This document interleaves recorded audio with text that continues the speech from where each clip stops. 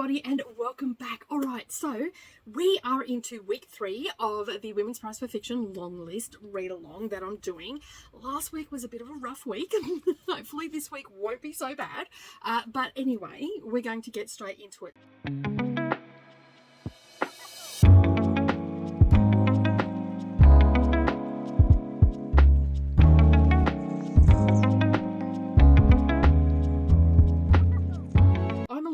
Organised this week. You know, I'm still getting over being away for so long and all the things that go with that. And so basically this week I'm going to be reading 3 books again. These ones are all on audio, so I should be able to knock these over pretty quickly this week. And I'm going to be reading them on sprints and keeping myself on track like normal and all the things that we do on the channel and whatnot. So this week I am, and these aren't in any particular order, this is just how I've written them down here. Brotherless Night, and I do not know who the author is, but the title of the book is called Brotherless Night. Then we've got Restless Dolly Melder, and then we have The Wren. Now, I'm actually going to start with The Wren. I've got that up. It was the last book that I put onto my TBR list on Storygraph. This month I decided that I'm just going to put up on currently reading my TBR on Storygraph, because at least then I've got access to it in my hand, because I don't necessarily have everything on my phone, because I've taken a lot of apps and everything off just so I'm not wasting time. So those are the 3 books that I'm going to be reading this week, and as I said, they're all on audio, so it should make it for a pretty quick week. I'm hoping, amongst all hopes, that this week is a lot better. Now, I know that one of them is a historical fiction set here in Australia in outback New South Wales. I think it's around sheep farming, but don't quote me on that. So I am actually looking forward to that. That was the one that I actually had on the predictions list that I had, and it was one that Chris had put me onto, so I'm pretty excited to read that one. Now, that I only got that today on Audible. It's still not available in the physical copy here, but it was supposed to be in my Audible, I think, last week, but it only just got updated today, and now it's there because I had to pre-order that one. So I'm pretty happy I've got that so I can continue on. All right, so that is what I'm going to be reading today. So the first book that I'm going to talk about is The Wren by Anne Enright. Now, if you remember from this was another one that was also on my list as well that I thought would end up on the long list. So if you remember correctly, this one was set in Ireland, and I don't often get along with Irish books, but anyway, but Anne Enright has actually been nominated for the long list on several occasions, and on average it's been, well, every 4 years roughly she has been nominated, but still has not won the prize or been shortlisted from what I can see. I could be wrong about that, so don't quote me on that. This particular book was published, I've got everything up here that I need. This was published on the 19th of September 2023 by W.W. Norton and Company in the UK. So remember, if you're new here and this is the first time you're seeing this, because I have had a bit of an influx of subscribers, you have to remember that this is a UK prize. So the criteria is it must be published between April 1st, 2023 and 31st of March, which was yesterday, 2024, and it must be a non-translated work by a woman, and no short stories or essays or poetry is in this. This is purely just fiction, although some of the books do draw on true events, as some of the books have done this time, so that is okay, and there's no short stories or anything like that either. So they are all full-length novels, and so that is the requirement. So this one is coming in at 283 pages. My Kindle actually says it's only 253, so whether that's a typo or not, I don't know. So yeah, it is, the setting is in Ireland, and what else have we got here? Okay, so the rating, there's been over 5,000 ratings on this particular book, and it is a rating of 3.59 stars. So that's not great for Goodreads. It's not a great, it doesn't look like it's going to be a great one, but I normally don't like to read my synopsis for the books that I'm going to be reading and whatnot, except I make an exception for this one because I have so much content around it, and also, you know, a lot of people watch these videos so they don't have to read the books, they go into detail and all that sort of stuff. So this one is a literary fiction contemporary. It's Irish literature, which I always have a problem with. Funny enough, it actually says poetry underneath it, so I'm not too sure about that. All right, so that is all the information I have on there, but this book, it says on a Storygraph how it gives you the little blurb. The Wren is a good fit for readers interested in the complex and emotional journey of a young woman exploring her identity, family relationships, and connection to poetry in the context of modern Ireland. So it looks like it's going to be another one that is revolving around motherhood and all that sort of stuff. It seems to be a common theme. Can't escape it, so we're just going to have to deal with it. Okay, so let's find out what the book is about. So on the story graph, the synopsis says, Nell's mother, Carmel McDowell, knows the magic of her daddo's poetry too well. The kind of magic that makes women in their 90s slip outside for a kiss and then elope, as her mother Terry has done. In his poems to Carmel, Phil envisions his daughter as a bright-eyed wren ascending in escape from his hand. But it is Phil who departs, abandoning his wife and 2 young daughters. Carmel struggles to reconcile the poet with the father whose desertion scars her life, along with that of her fiery, dutiful sister and their gentle, cancer-ridden mother. To distance herself from this betrayal, Carmel turns inward, raising Nell, her daughter, and her one trusted love alone. The Wren brings to life 3 generations of McDowell women who must contend with their inheritance of poetic wonder and abandonment by a man who is lauded in public and carelessly selfish at home. The other stronger inheritance is the sustaining love that is more than a strand of DNA, but a rope thrown from the past, a fat twisted rope full of blood. In sharp prose, studded with crystalline poetry, Anne Enright masterfully braids a family story of longing, betrayal, and hope.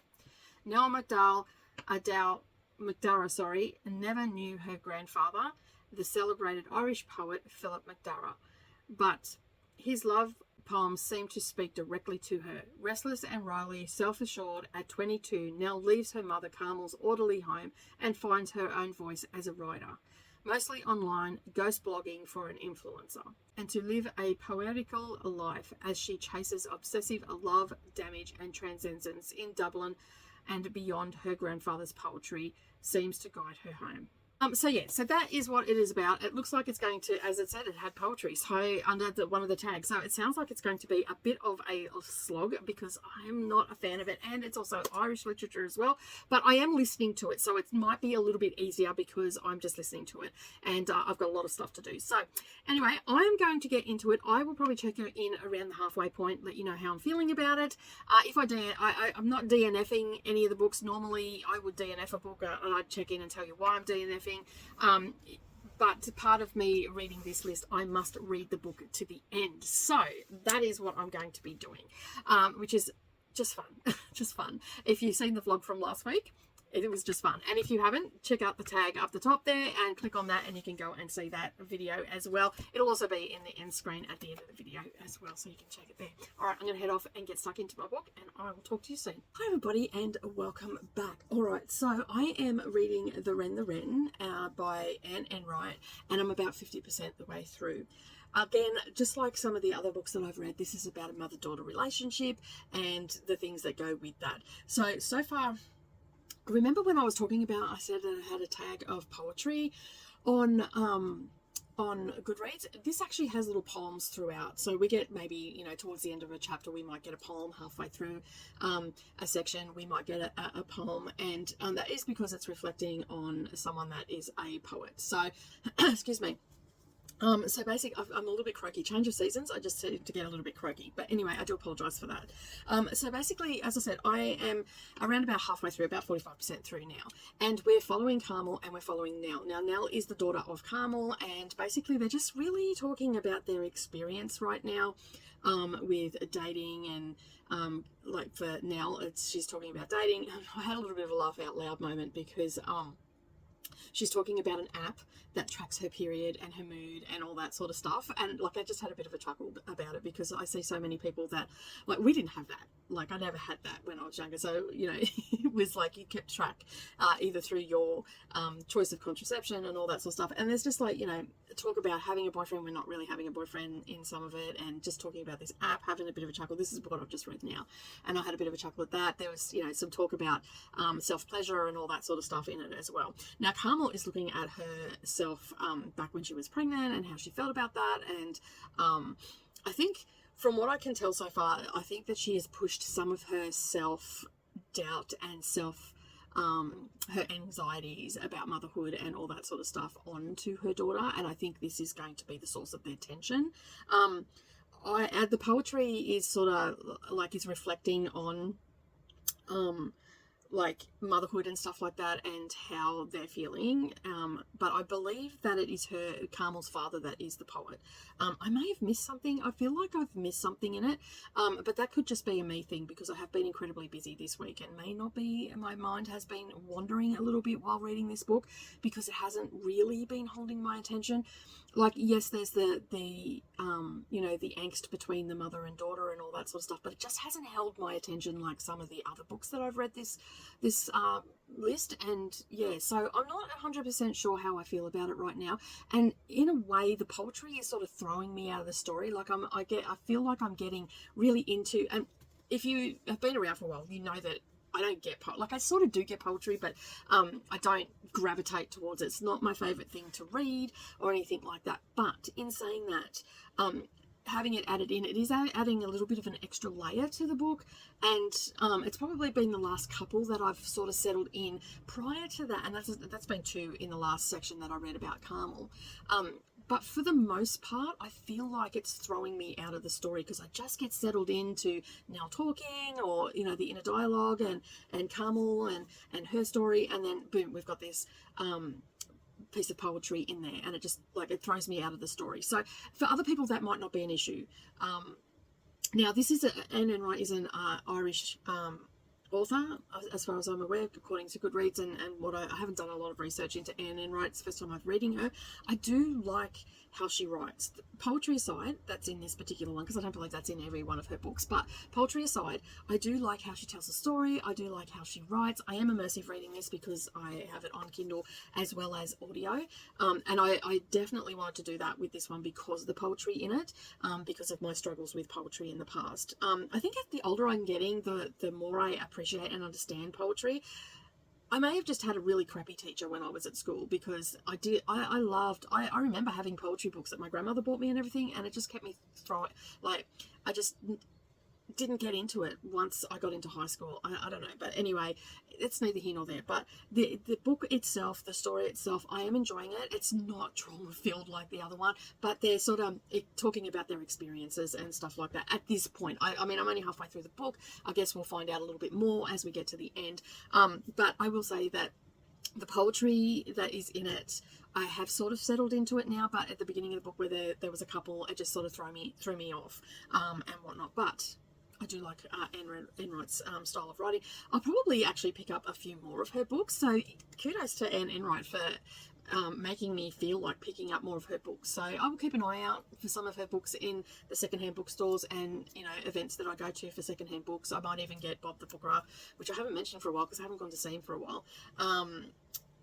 And see if he can't get some for me and whatnot. So, and I don't know if I mentioned this or not in the last clip, but Anne Enright has been on the long list several times, on average every 4 years.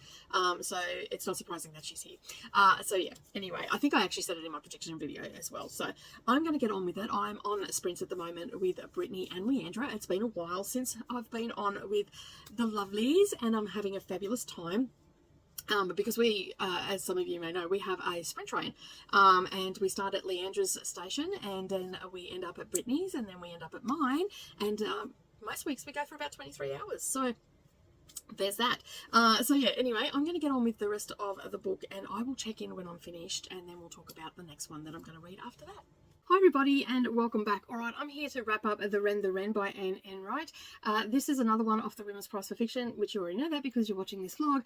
But anyway, I have had a very big day. I've been sprinting since 8 o'clock this morning. It is now 5:30. I finished this a couple of hours ago, but I just wanted to sit on it for a little bit.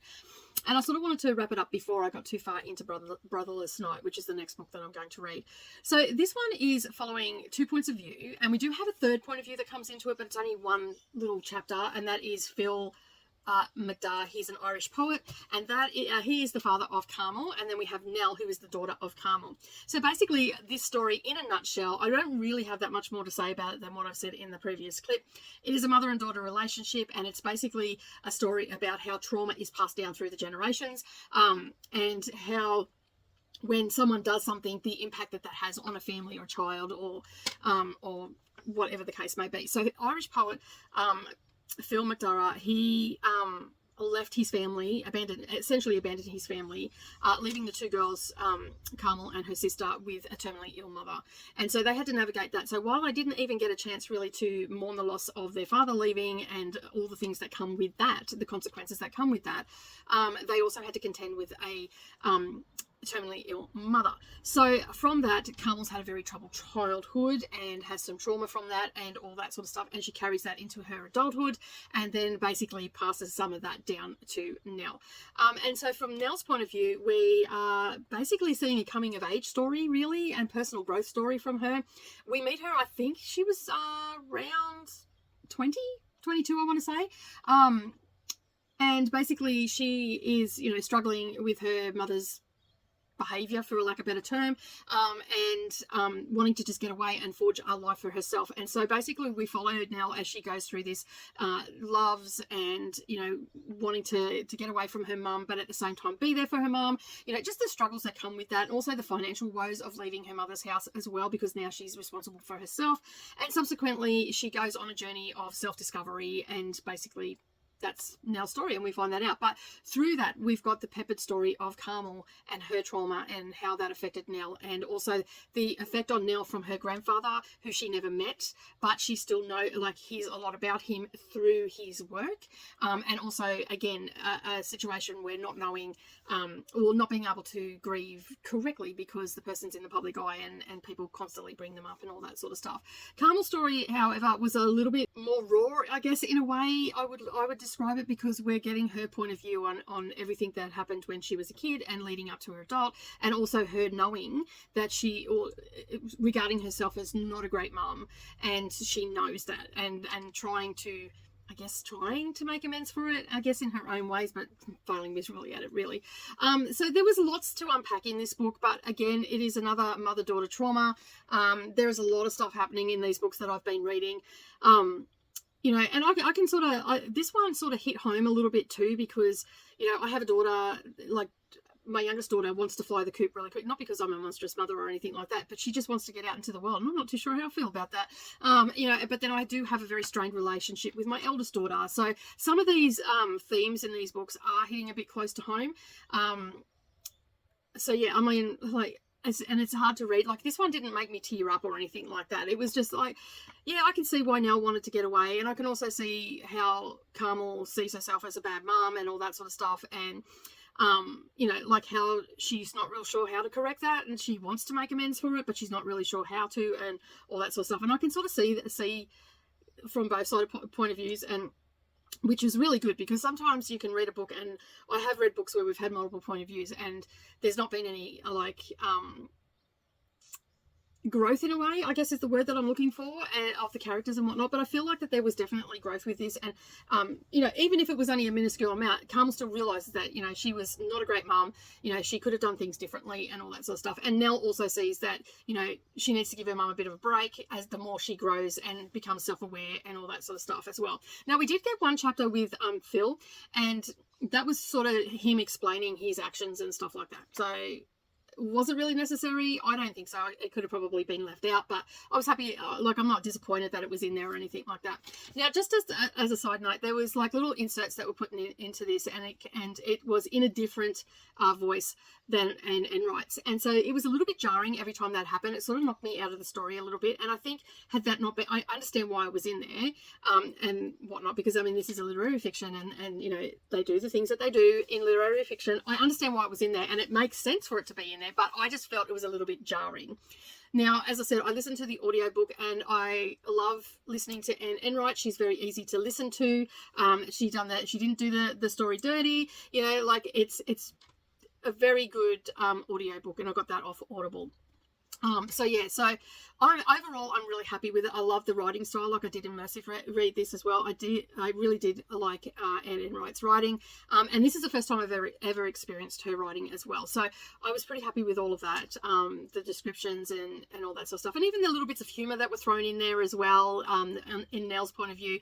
And Nell come across as a very witty and sassy sort of personality, and I really liked it. However, Calm will come across as a bit of a doom and gloom, rightly so, because she was feeling guilty about a lot of things. So I think that Anne and Wright also put that emotion and everything into her voice on the audiobook as well. So it came through both on the pages and also in the audiobook. So overall, I have given this book 4 stars because I love the writing style. It has made me want to pick up more of Anne Wright's works. I have a list now to go and see if I can't find. I'm going to send a message off to Bob the Booker and see if he can't find me some. And I'm looking forward to reading more works by her. So as I said, 4 stars from me. It was still a lot of trauma in there, but not as heavy as some of the other ones that I've read, so not so bad. And it wasn't overly long either, which is not too bad. I think it comes in, let me just have a look here. It comes in, where is it? It comes in at 283 pages, so not overly long considering I read a lot of chunksters and whatnot. So I have now updated my Goodreads and all that sort of stuff, so you can go and check that out. I don't really have much more to say about it. It'd be okay for most people, I think. I don't think there's really that many trigger warnings in this. I'm just going to see if I can't find any. I don't think there are any from memory. There's normal stuff, domestic violence and all that sort of stuff in there and whatnot. But yeah, so and Storygraph just says the Wren is a good fit for readers interested in the complex emotional journey of a young woman exploring her identity, family relationships, connection to poetry in the context of a modern Ireland. And that pretty much sums it up. I'm going to leave it at that. As I said, 4 stars from me, and I'm going to move on to the next one. Hi everybody, and welcome back. All right, the next book that I'm going to read off the list is called Brotherless Night. It is by the author that you can see on the book there. I'm not even going to attempt to say that because we all know that is not going to come out of my mouth. All right, so I've got Goodreads up here. I actually cannot remember what this was about, so we're going to have a look at it together. All right, so let's get a little bit of the stats out of the way. This one's coming in at 4.45 star rating on Goodreads. It's had 1,950 ratings. 442 of those have been written reviews. It is historical. It falls under the genres of historical fiction, literary fiction, Asia, India, war, and I believe this has themes of terrorism in it as well. So let me just have a look and see what it is about. Basically, is an ideal read for those interested in personal narratives set against the backdrop of Sri Lanka's civil war, as it sensitively explores the impact of conflict on individuals, their dreams, and the bonds of home. Okay, so let's find out a little bit more about this book because, quite honestly, I cannot remember what this is about. Okay, so it's set in 1981 in Jaffna, and we have the main protagonist is 16-year-old Sashi. She wants to become a doctor, but over the next decade, a ferocious civil war tears through her home, and her dream spins off course as her 4 beloved brothers and their friend Kay are swept up in the mounting violence. Desperate to act, Sashi accepts Kay's invitation to work as a medic at the field hospital for the militant Tamil Tigers, who, following years of state discrimination and violence, are fighting for a separate homeland for Sri Lanka and the Tamil minority. But after the Tigers murder one of her teachers and the Indian peacekeeper arrive only to commit further atrocities, Sashi begins to question where she stands. When one of her medical school professors, a Tamil feminist dissident, invites her to join a secret project documenting human rights violations, she embarks on a dangerous path that will change her forever. As I said, this is set during the early years of Sri Lanka 3-decade civil war. Brotherless Night is a heart-rendering portrait of one woman's moral journey and a testament on both enduring impact and the bonds of home, impact of war and the bonds of home. So it sounds like a pretty heavy sort of read. I am already into it and about 40 minutes into it, and there is talk of terrorists and stuff like that. But right now we are actually just getting to know Sashi and her brothers. We're meeting most of them. Obviously, there's going to be a lot of characters to keep track of and all that sort of stuff. So I'm going to read probably about half of this before I check back in again with you. And then from there, we can make an assumption about what this book is about and how traumatic it is. But it seems to be the common theme this year. There just seems to be a lot of violence and all the things that are happening around families and all that sort of stuff. So I don't know much about the Sri Lankan civil war, so I'll probably do a little bit of research as I'm going. Anything that I hear about, some things I'll probably remember, have been talked about on news coverage and all that sort of stuff. So some things might trigger my memory, but I will probably go and have a bit of a look and see what I can't find about that and see how true the facts are, because I believe that this is actually the author is actually taking a lot of inspiration from this period. So I'd like to know know if the author has actually done a really good job with the research and all that sort of stuff as well.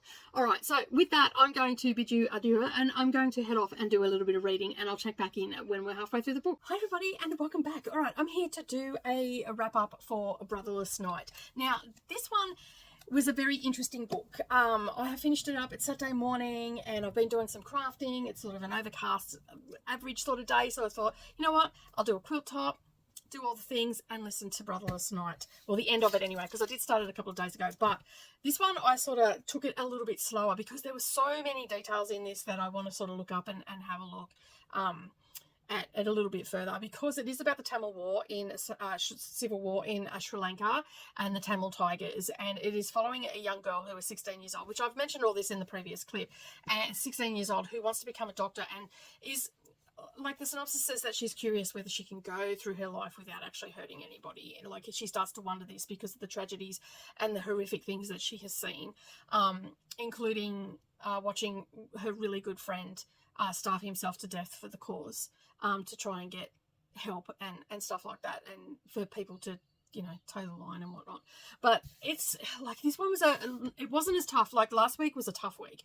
This week I've been okay. Like I've had some tough books to read through and all that sort of stuff, but this one I thought was going to be a lot worse from what people had said, that it was like very harrowing and all that sort of stuff.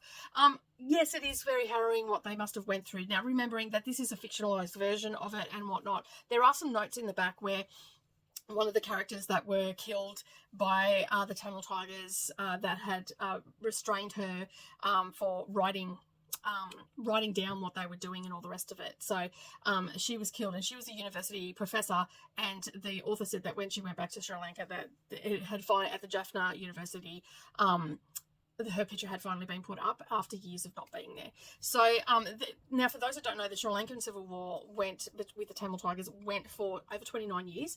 So from 1983 to 2009, I think it was finally when they calmed down, and the UN didn't do anything, and there's all sorts of things that are revolved around this. That's a whole nother video to go into, all the turmoil and everything about that. But there's a lot of things that were mentioned in this that I'd like to look a little bit further in. So how did I rate this book? This book I have rated actually a 4-star read, because it was thought-provoking. 2, it was paced really well. Like we moved through the years quite quickly, and whatnot, that because that's how it was sort of, it was broken up from, you know, from this year to this year and this year to this year and whatnot. So the pacing was really good. The story was really good as well. In some cases, I felt like I was there. Like it really pulled me in, like a wonderful storyteller being able to pull me in.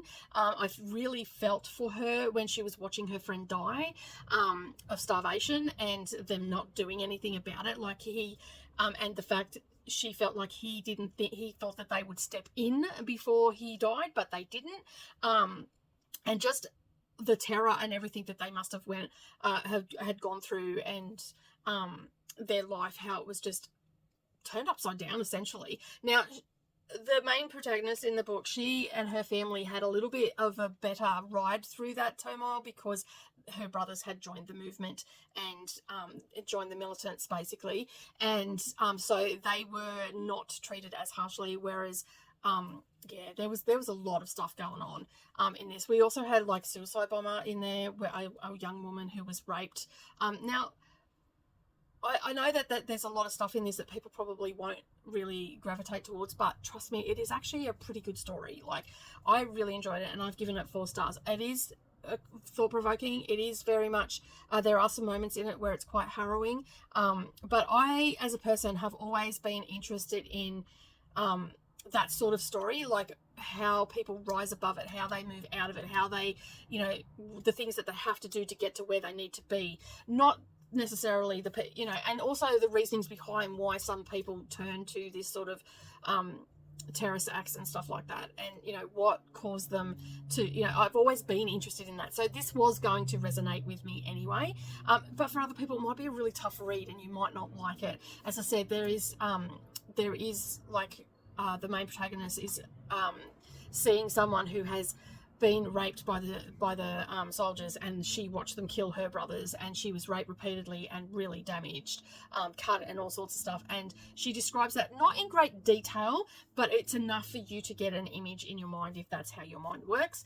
And basically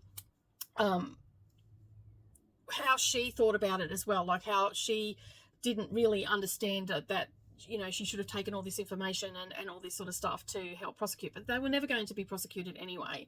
And essentially, this is just one little snippet that I'm talking about. There is so much more in this book, and it is a little bit of a spoiler, but not so much. I think at this point, I mean, most of the people that watch my channel probably are not going to read these books, but for those that are going to read these books, at least then you know what you're getting into. The storytelling in this was amazing around this one, and even like after the girl left, like she described how she didn't cry, she was just numb to the whole thing, didn't show any emotion or anything like that. And then basically why she turned to doing what she'd done, which was an act of terror. And basically she went to the person that I believe who raped her, and where the other people were that raped her, and she basically was a suicide bomber, but it wasn't built properly and all that sort of stuff. And like, it was just, you know, it was just an act of desperation on this woman's part, that, you know, like she wasn't, I don't think she really thought it through. Like, that was the feeling that I got. But the main protagonist, the main narrator, was telling us that this is what she'd done and all that sort of stuff, and she knew it was this girl. And, you know, and just all these scenarios that played out, and how she was trying to help people. Like, she had joined the movement herself, and she was in the medical hospital helping them, even though she wasn't a doctor. She was studying to be a doctor. And subsequently, we then, you know, once we get through the book, we end up in New York City, where she now resides, and that's where she's telling the story. Like, that's where she's telling the story from, because that's where she's at. And yeah, so it was quite an interesting story. It was very thought-provoking. I really, like, I stopped and thought, and, you know, really think about, looked up a couple of things and all that sort of stuff. So for me, if a storyteller can do that, provoke thought and get me into researching stuff like that, because it's not my favorite thing to do, but to get me to do that while, you know, to put a book down and then actually go and look at what went on and all that sort of stuff, you know. And it also, at the end of the book, we also get a little bit of a brief snippet about the actual politics in, like, not heavy, but just what was happening with the leaders in that country and why it all came about, like, sort of why it came about. But there is so much more information out there about it. If you haven't looked it up, I suggest you look it up. It's quite a long running civil war, and you know, and the impact that has on a country and all that sort of stuff. Like, right now they have fuel shortages, they have food shortages, and like their country is still being impacted by this, and it's quite distressing to think that, you know, people are going through this. And there's, you know, there's lots of little scenes throughout this book that were just like, wow, you know, like the powers that be in the United States, like the power countries and all that sort of stuff, did nothing, essentially. You know, and there was one section where I was just like, that is a lot of people to be displaced and hurt and subsequently killed and all that sort of stuff. And that's why I'm behind this week, because I had to just take my time reading this one, because there was just so much information. It's not a non-fiction. This is a fictionalized story, but there's still enough snippets in there for you to go and look it up and find out the facts around that part of the book. And that's what took me longer to read it. And I listened to this one because I didn't have it on Kindle. I now actually have it on Kindle, because I feel like this is probably one that I'm hoping will be on the shortlist, because I like to sometimes go back. Well, last year I didn't have a great time with a couple of the books, and I didn't read all the shortlist again, but I read all the books anyway. But there are a few people in the Discord that did it. This one would be probably one that I would like to, and I've now got it on Kindle. I would like to go back and reread this if it ends up on the shortlist, if not later down the track, just to get all the tidbits that struck a chord with me, made me think, all that sort of stuff, and go and research them a little bit more, because I think the more we know about one another, the maybe the easier it will be for the future generations to get along and all that sort of stuff. But the key component of this book was the fact that at first, when this was all happening, no one was writing it down. There was nobody taking the history, the things that were happening and stuff like that. And so the main protagonist, the uni professor, and you'll have to excuse me because the names have escaped me, basically what they were doing were writing down the things that were happening, and why they were happening, and what was happening to the people of Sri Lanka, and basically, yes, so that was the sort of whole premise. You know, the university professor saying you need to write this stuff down, and they were writing it down. I think her husband was writing it down as well, and there were a few other people. And then finally the main protagonist, because she was in the thick of it, so she could really write some detailed history of the things that were happening. So that was my, like, apart from everything else, that was my main take from this book, was that fact that, you know, we need to write these things down, because, you know, in horrific circumstances, you know, like, things are going to get lost, and people, that's why, regardless of like all the negative press and all the rest of it, those journalists that are in the thick of it and taking down the stories and filming it, and those people with their cameras and their phones, and you know, the amateurs, the amateur journalists that you often see on YouTube. Like there's an Australian guy, Willie, I think his name is. He's ex-army. He was over in the thick of it in Ukraine and all that sort of stuff, and he's not with any, as far as I know, he's not with any news outlet. You know, people like that documenting these things, because otherwise we won't know, and then things get lost, and you know, and history gets lost, and then we're doomed to repeat it if we don't document this.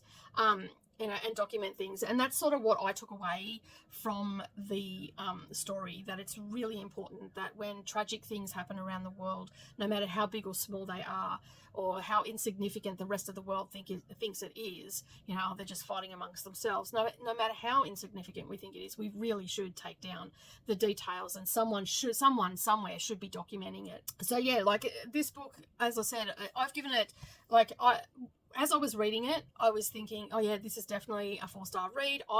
I'm thinking, the more I talk about it, the more I'm thinking about it. It's staying with me as well. Like I'm running through chapters out of sequence, but I'm running through chapters and everything as my brain is trying to process what I've just read.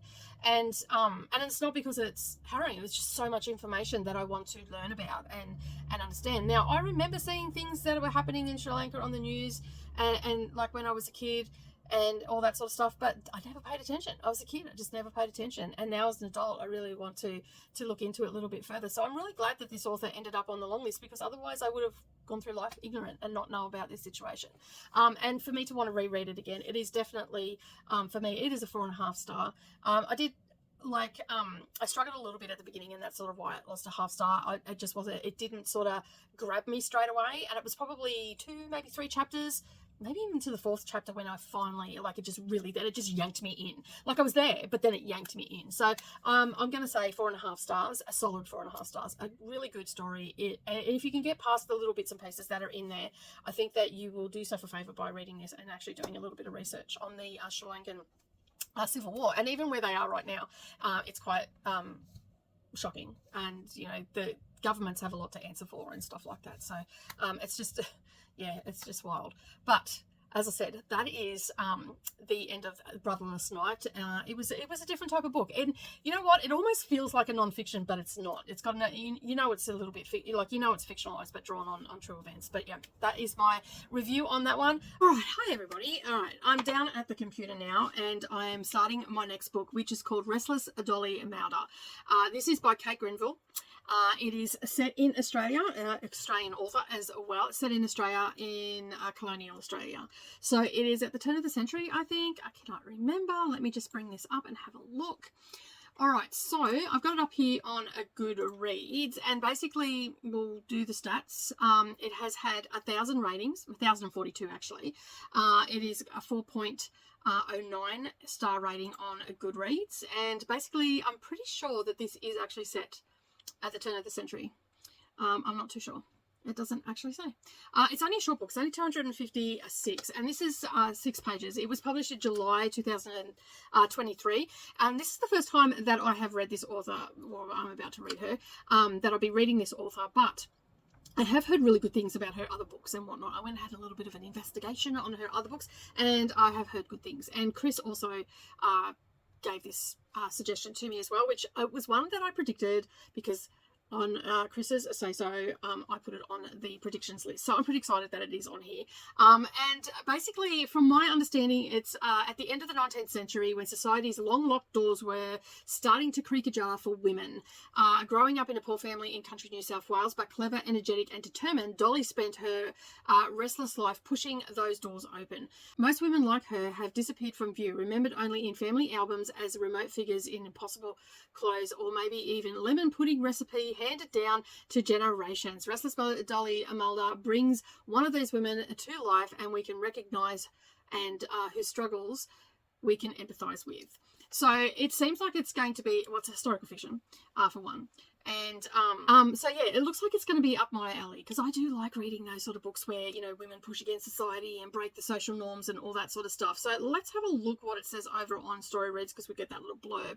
It's a good fit for readers that are interested in historical perspectives on women's struggles, determination, resilience, particularly within the context of colonial Australia. So yeah, it is going to be definitely right up my alley. And as I said, it only has 256 pages. I have this on both Kindle and audio because I pre-ordered it because I just knew that it was something that I was going to like. So I'll probably do a little bit of immersive reading, but not maybe not, because it is only like, at the speed that I'm listening to, it's only like a 4-hour audiobook, so it's not going to be that long. So I might just settle in, do some diamond painting, and or you know, do a little bit of immersive reading a bit later. I don't know if I'm going to do it in one sitting, but I'm at least going to start it and see where we end up. And hopefully this one will be a little bit more lighter on my brain than some of the other books that we have read.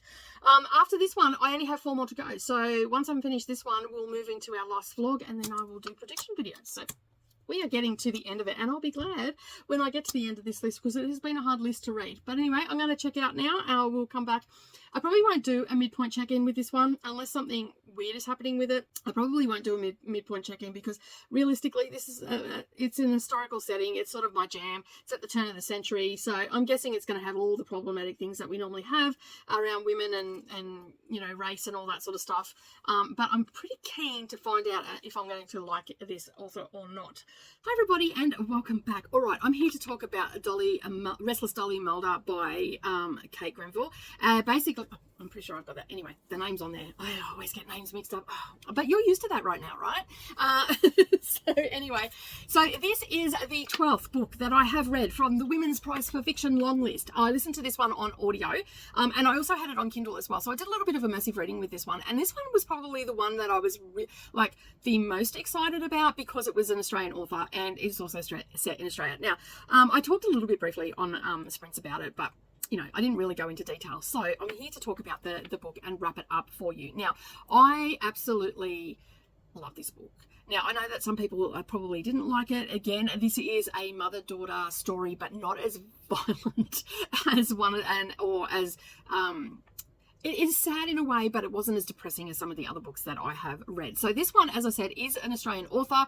This one came to my attention because of Chris. Chris is a regular on my sprints on Dusty Book Sniffers, and we love Chris because Chris reads some pretty hectic books and also gives me recommendations and stuff such as this one. Now, this one was on my prediction list, which I think I mentioned in the intro to the book and whatnot, and I just absolutely ended up adoring this book. So we first meet Dolly, and there's a part of the book where at the beginning of the book where she is introducing us to her family. Before her brother died, she says that her family was really really happy, and then after her brother died, she never really saw her mother smile again. Now, it's a typical household for that time period in the 1800s and all that sort of stuff, where basically you have someone that is looking after all the children. So you have the woman of the house and the girls of the house. They don't get education or anything like that. Basically looking after the house and looking after the men folk.